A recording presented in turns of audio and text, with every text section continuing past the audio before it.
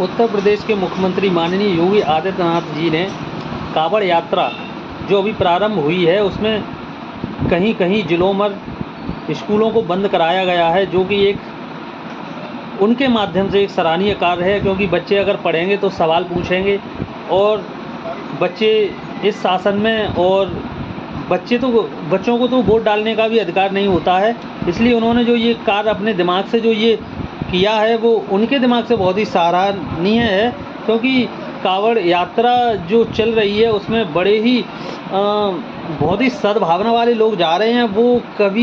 वो किसी से कोई भी किसी भी तरीके की अभद्रता नहीं कर रहे हैं। और ये अभद्रता आप सोशल मीडिया के अकॉर्डिंग आप देख भी रहे हैं, वो सभी से बड़े ही सद्भावना तरीके का व्यवहार कर रहे हैं। और इसे ही हम राम राज्य कहेंगे। यही हकीकत में राम राज्य है, क्योंकि शिक्षा से लोगों को वंचित किया जा रहा है और प्राइमरी स्कूल के बच्चों को, और जो राह में आने वाले जितने भी जो कृत्य जो हो रहे हैं उनको आपको देखते ही बनता है। इसलिए मैं आपसे बस एक ही गुजारिश और प्रार्थना है, आप हमेशा उत्तर प्रदेश को उत्तम प्रदेश बनाएं। एक ऐसे अच्छे मुख्यमंत्री को चुनें जो वास्तविकता में उत्तर प्रदेश में सद्भावना हर चीज़ को देखते हुए बहुत ही अच्छी तरीके से उसका समायोजन करे, जिसमें सारी की सारी व्यवस्थाएं अच्छी हों। हमें ऐसे मुख्यमंत्री को चुनना है। आपने अब तक जितने मुख्यमंत्री को चुना वो आपके हाथ में था, और अब अच्छे मुख्यमंत्री को चुनना वो भी आपके ही हाथ में है। आप एक बहुत अच्छी जनता बने और भारत के नागरिक बने, और देश ही नहीं गली गली कूचे कूचे और पूरे ही संपूर्ण उत्तर प्रदेश और संपूर्ण भारत में हमें ऐसे नेताओं को चुनना है जो बहुत ही अच्छे और बहुत ही अच्छे क्रियाकलापों से लोगों को किसी भी रूप में कोई भी हानि ना पहुंचाएं। चाहे वो कानून व्यवस्था हो, चाहे वो कांवड़ यात्रा हो, चाहे वो कोई धार्मिक अनुसंधान हो, चाहे किसी भी रूप का हो। हमें ऐसे नेताओं को चुनना है जो सारे के सारे व्यवहारों को एक अच्छे से तरीके से लेके चलें, जिसमें ना ही कोई बैरी हो ना ही कोई बेगाना हो। हमें सारे के सारे ही अपने लगें।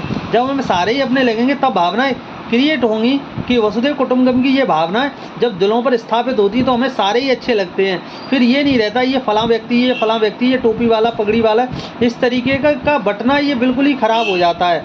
और जो कोई भी भक्ति जिस रूप में करता है, लोग अब आजकल आप देख रहे हैं दिखावे की भक्ति व्यक्ति ज़्यादा कर रहा है। दिखावे की भक्ति में अगर उसे पीड़ा हो रही है तो वो सामने वाले को पीड़ा दे रहा है। तो पीड़ा से शांत नहीं होती है। पीड़ा से कभी शांत नहीं होती है। जैसे कि आपने देखा होगा, आग से आग को बुझाने जो लोग चले हैं तो वो कभी भी आग से आग बुझती ही नहीं है। आग को बुझने के लिए हमें पानी की आवश्यकता पड़ेगी, ठंडक की आवश्यकता पड़ेगी। गर्मी कभी भी गर्मी से शांति नहीं होती है। आज तक युद्धों से लाभ तो जो हुए हैं लोग जीते हैं, लेकिन इसका मतलब ये नहीं है मानवता हमेशा से हारी है। और मानवता आदि अनादि अनंत काल से हारती हुई आ रही है। मानवता कभी जीती नहीं है। हाँ, लोग जीते हैं, उन्होंने अपने मन की जो कुटिल भावना है, फ्रस्ट्रेशन है, जिसे हम कुंठा बोलते हैं, उस रूप में वो भले ही अपने आप को जीता हुआ महसूस कर रहे हैं। लेकिन हकीकत बात यह है कि मानवता सदियों से आ रही है, और उसे जीतने के लिए जिताने के लिए इस धरती पर कोई साधु संत पीर पैगंबर काफ़ी आए, लेकिन उनके मार्ग पर कोई नहीं चला।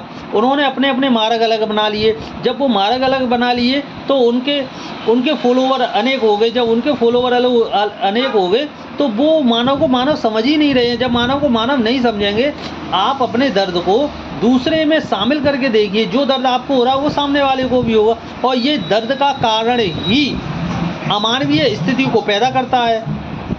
इसलिए हमें हर संभव कोशिश करके मनुष्य को मनुष्य समझना है। और आज ग्रंथों ने भी लिखा है कि मनोभव, हमें मनुष्य बनना है। लेकिन हम मनुष्य कैसे बन पाएंगे? मनुष्य के गुण क्या होते हैं, प्रवृत्तियाँ क्या होती हैं? कि कर्म है सारे पशुओं जैसे, पर मानव की काया है। मनुष्य का केवल आपके पास केवल शरीर है, और आप मनुष्य बनना चाह रहे हैं। कर्म सारे पशुओं जैसे, निंदा नफरत भोग भय, नर पशु एक समान, ज्ञान अधिक एक नरन में, बिना ज्ञान पशु जान। हम निंदा भी ले रहे हैं, नफरत भी कर रहे हैं, भोग विलास भी कर रहे हैं। तो ये सारे तो जानवर भी करते हैं। जब ये प्रक्रिया जानवर भी करते हैं तो मनुष्य और जानवर में कोई भेद नहीं रहता, कोई अंतर नहीं रहता। फिर बाद में यही बोला गया कि ज्ञान अधिक एक नरन में। ज्ञान ही केवल पुरुषों में और महिलाओं में होता है, और ज्ञान के कारण ही वह अच्छे बनते हैं, और ज्ञान उनके कर्मों में झलकता है। जब ये ज्ञान जब कर्मों में झलकता है तो कर्म एकदम चमक जाते हैं। ज्ञान कर्म में ढल जाए तो जीवन का श्रृंगार, फिर जीवन एकदम श्रृंगार में बन जाता है। आपको मेरा नमस्कार। आप अच्छे और स्वस्थ रहें।